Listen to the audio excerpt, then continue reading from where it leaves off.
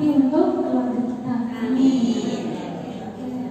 Tadi awal-awal kita udah baca Yasin ya Bu ya. Ada di sini yang udah pernah pesantren mungkin sebelumnya? 3 hari. Atau mungkin yang pernah dengar kajian Ustaz tentang tafsir gitu? Belum ada ya? Insya Allah sekarang kita akan membahas sedikit demi sedikit tafsir tentang surat Yasin. Karena tafsir itu banyak Bu, jadi kita ngambil sedikit-sedikit aja ya. Kalau di pesantren itu ada namanya Quran pojok ya. Di waktu saya ngafal Quran tuh di pesantrennya Zahra yang sekarang namanya pesantren Sulaimannya, kita ngafalinnya pakai Quran pojok. Jadi bukan Quran yang gede yang isinya banyak enggak. Satu halaman itu isinya ada 15. Nah, itu namanya Quran pojok, biasanya para santri tahu itu. Nah, kita bahas untuk hari ini satu pojok dulu ya Bu, atau satu halaman saja, satu kaca saja ya. Oke, bismillahirrahmanirrahim. Rabbi shrah li sadri wa yassir li amri wahlul 'uqdatam min lisani yafqahu qawli. Amin. Oke. Ibu-ibu, sebelumnya Al-Quran itu yang kita tahu setebal itu udah dipendekin juga sama Allah. Kalau misalnya Allah mau jabarkan sedetail mungkin itu Quran seperti itu bisa berjilid-jilid. Makanya kenapa di tafsir-tafsir itu ada sampai 7 jilid yang tebalnya itu bisa buat bantal ya Bu ya, saking tebalnya. Kenapa kok bisa setebal itu? Karena sebagaimana kita nih dalam bahasa Indonesia, kalau kita ngomong kadang suka ada yang dimahzufkan, ada yang dibuang. Maksudnya apa? Dalam bahasa Arab, grammarnya namanya nahwu dan sorof. Ini tadi nyari dalam coba Jelas Bu? Jelas. Sama apa lebih keras ini? Lebih keras. Oke, tadi kita bahas apa? Setiap bahasa punya peraturannya, ya. Bahasa Indonesia ada peraturannya, bahasa Inggris ada namanya grammarnya, terus ada namanya grammar kan. Terus bahasa Arab juga punya grammar namanya nahwu dan sorof. Nah, nahwu dan sorof itu fungsinya apa? Dulu Bu, sebelum saya masuk ke pembahasan, saya jelaskan singkat tentang asal usul Al-Quran ya. Al-Quran itu pertama kali diturunkan oleh Hazrat Allah kepada Nabi Muhammad melalui perantara malaikat Jibril itu tulisannya gundul, nggak ada titiknya, nggak ada harokatnya. Makanya saya ini kedengaran ibu itu soalnya kopinya udah dua. kopinya lama ya Bu. Nggak apa-apa Ustazah, taruh situ aja. Dan ini lebih jelas Bu. Kalau kecepatan angkat tangan bilang aja maaf, ada atau maaf Kak, kayaknya untuk saya menasihati para ustazah terus ya agak gimana gitu kan, masih muda. Oke lanjut. Waktu Allah SWT menurunkan Al-Quran melalui malaikat Jibril kepada Nabi Muhammad SAW itu berupa alat gundul, gak ada harokatnya, gak ada titiknya. Makanya zaman dulu tuh gak boleh nyoret Al-Quran sama sekali. Kenapa? Karena salah naruh titik aja huruf nun jadinya kebaca huruf ta, huruf ba kebaca jadi huruf ya, ya kan? Karena apa? Ya karena kalau ada titik dan harokatnya. Nah, makanya terbitlah ilmu namanya grammar, nahwu dan sorof gitu. Kalau zaman sekarang mau cari-cari peraturan bagi untuk yang menghafal Quran ya Bu, nah tadi letaknya nih salah, terus kofnya di sini kita berhentinya itu boleh sekarang dicari dari bahasa nyautnya pakai pensil yang nanti bisa dihapus. Tapi kalau zaman dulu nggak boleh sama sekali nyaut Quran karena takutnya orang awam itu salah baca Al-Quran. Kalau bahasa Arab itu sangat luas, salah nyebut harokat aja bisa salah arti yang fatal loh. Misalnya apa? Pakai huruf qaf, artinya apa? Kata. Tapi kalau kita ganti pakai huruf kaf, artinya makanan. Jawabnya nggak bisa ya. Qul huwallahu ahad.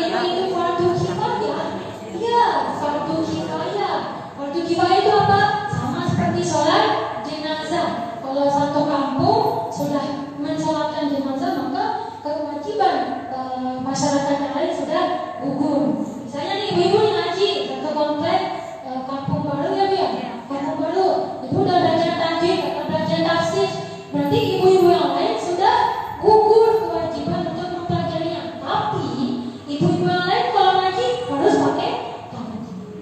Jadi mereka pun harus membaca pakai tajwid dan mahfaz. Apa hubungannya Anda dengan tajwid dengan tafsir?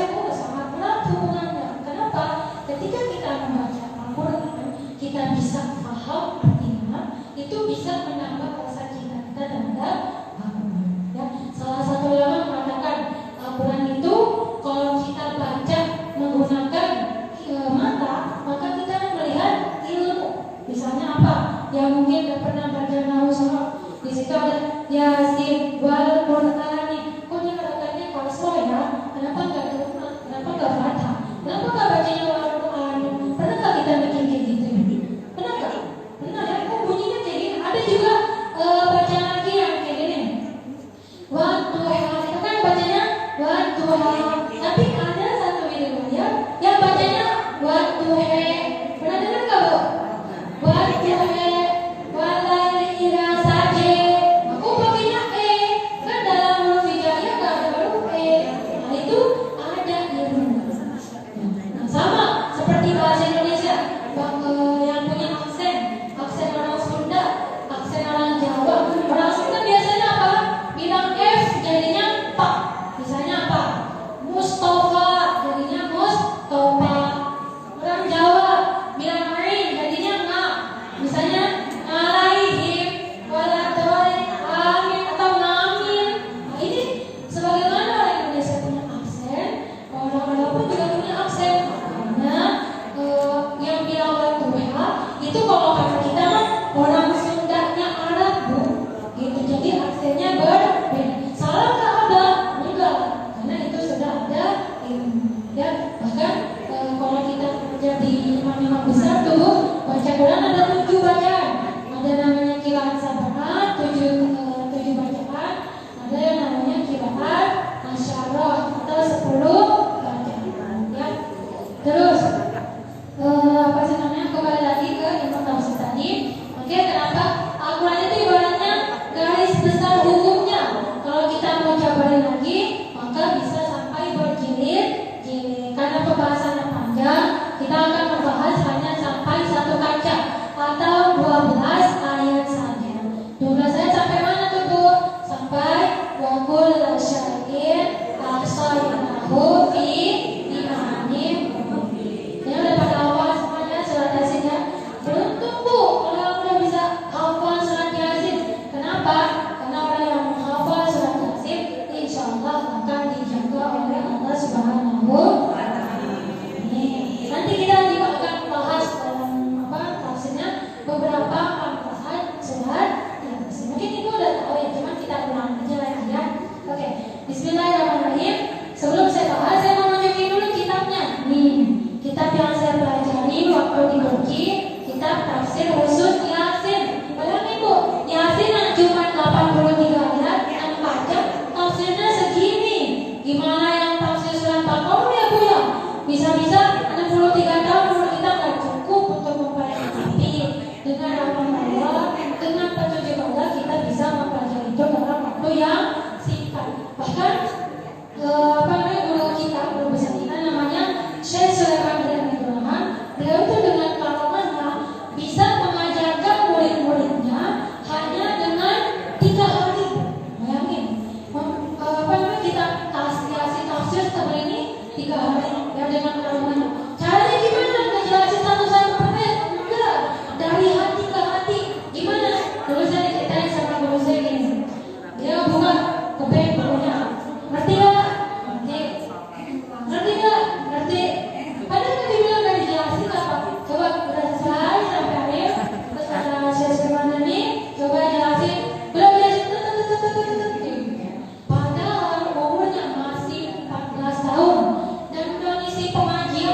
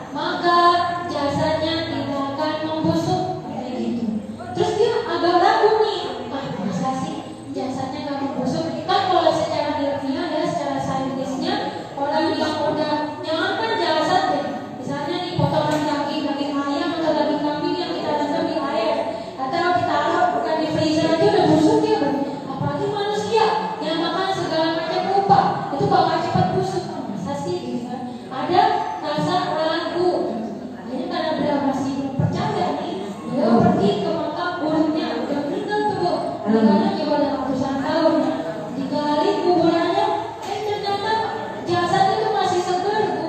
Masih kayak baru kemarin meninggal. Akhirnya karena dua kesalahan ini, beliau merasa bersalah. Kesalahan apa?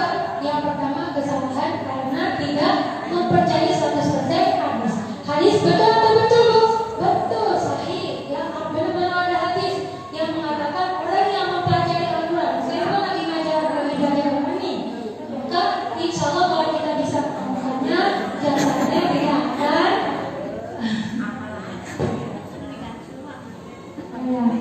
jelas, Bu.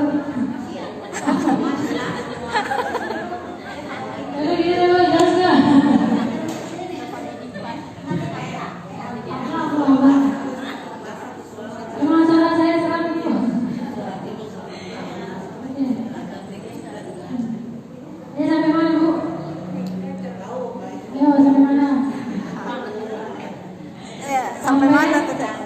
Barang siapa yang mempelajari Al-Quran, maka jasadnya tidak akan membusuk. Bukan hanya hafal Quran aja yang belajar, apalagi kan lagi ngaji tafsir nih, Bu. Nah, kalau kita bisa mengamalkannya, paling tidak mengimaninya, maka insya Allah jasadnya tidak akan membusuk. Kemudian setelah beliau melakukan kedua kesalahan ini, yaitu kesalahan tidak mempercayai hadis, yang kedua kesalahan nggak sopan ngegali kuburan gurunya sendiri, ya. Akhirnya malamnya tuh beliau mimpi didatangi Rasulullah. Kata gini, ya Rasulullah, Rasulullah bilang ke Maulana Nabi, wahai imam, karena kamu telah membuat dua kesalahan, maka tulislah tafsir surat Yasin. Disuruh langsung, Bu, sama Rasulullah melalui mimpi. Tulislah tafsir surat Yasin. Beliau karena malu, ya, udah gak percaya, udah gak bisa ngomong apa lagi. Udah cuma bisa diam aja. Terus besoknya mimpi lagi, suruh nulis Yasin, tafsir surat Yasin. Gak bisa ngomong apa lagi karena masih malu. Mimpi lagi besoknya sampai 3 kali. Akhirnya di situ beliau yakin, oh ini benar mimpi dari Rasulullah. Akhirnya besoknya beliau mulai mengalir Yasin, tafsir surat Yasin. Maka diriwayatkan karena beliau nggak percaya sama hadis Nabi dan tidak sopan dalam menggali kuburan gurunya, diriwayatkan matanya itu sampai buta. Nah, setelah mendapatkan mimpi Rasulullah tersebut, beliau akhirnya pas ujungnya bilang gini, wahai imam, di bawah bantal kamu ada selat mendil. Selat mendil itu artinya tisu basah. Lapkan matamu dengan tisu basah itu sebanyak 3 kali, insya Allah matamu akan kembali melihat. Pas bangun tidur bener aja, Bu, di bawah bantalnya ada tisu basah, dan setelah dilap beliau sembuh totalnya bisa melihat. Terus ini biografi singkat tentang kenapa kok Imam Nawawi menulis tafsir surat Yasin. Kita mulai. Bismillahirrahmanirrahim. Yasin wal Qur'anil Hakim innaka laminal mursalin. 3 dan 2 aja. Yasin. Ini dalam bahasa Arab namanya huruf muqatta'ah. Namanya apa, Bu? Huruf muqatta'ah. Yang mana artinya hanya Allah yang tahu. Huruf muqatta'ah dalam Quran banyak tuh.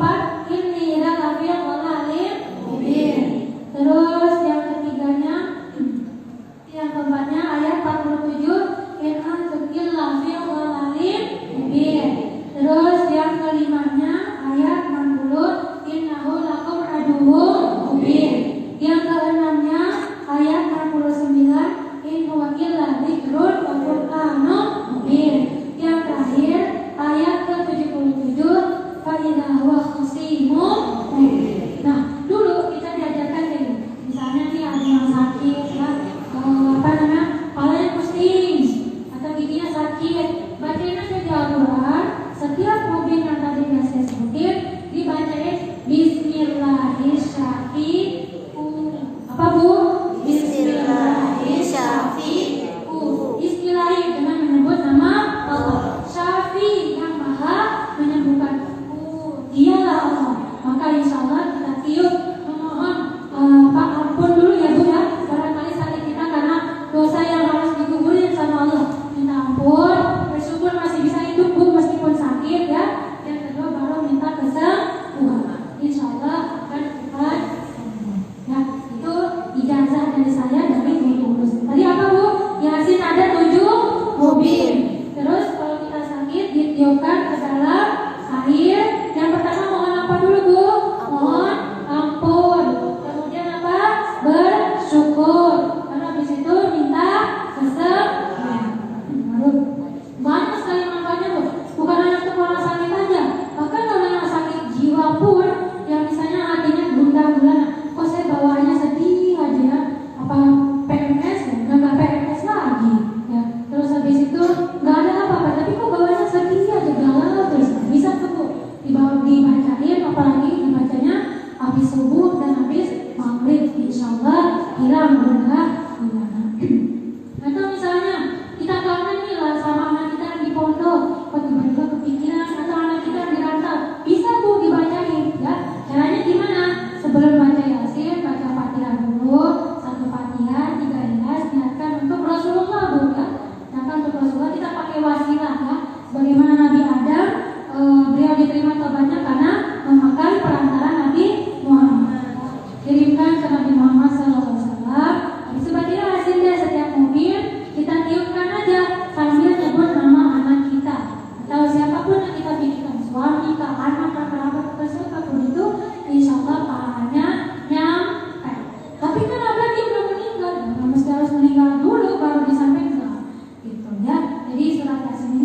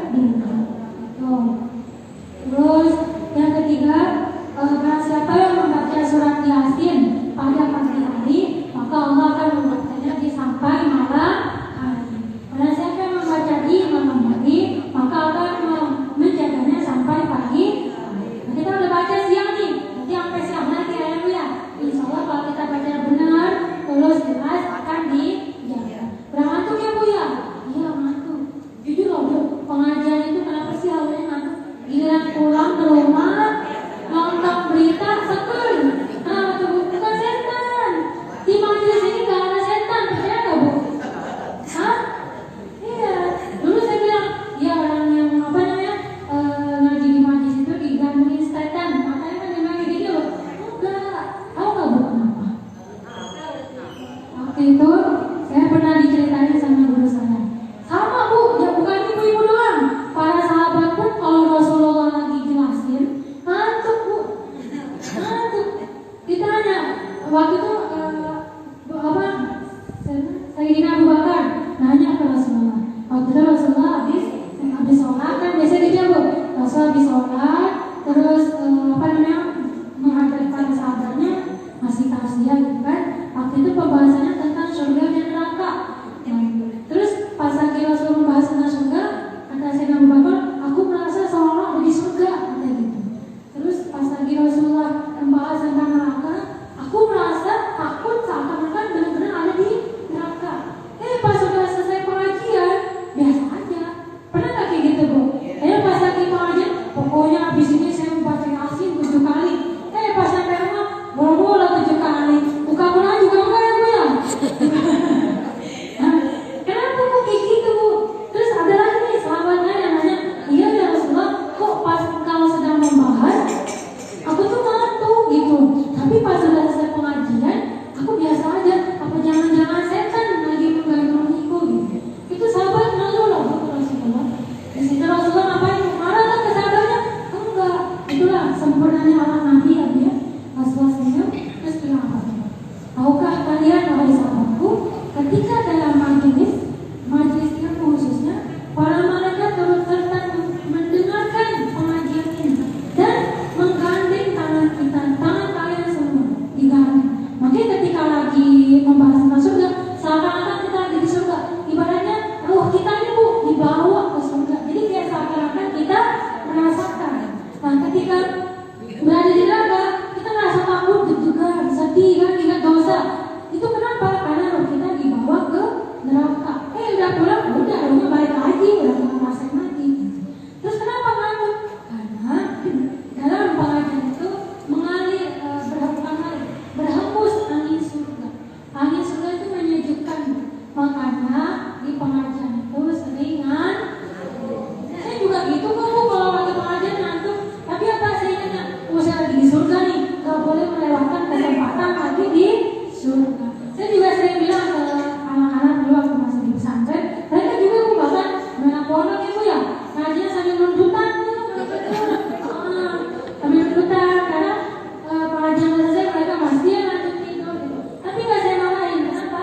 Saya paham karena dalam pengajian itu ada hembusan udara dari bahkan ada satu kisah ya sama Syekh. Nggak apa-apa Bu, saya banyak cerita ya Bu, saya senang cerita soalnya. Oh, udah salah. Nggak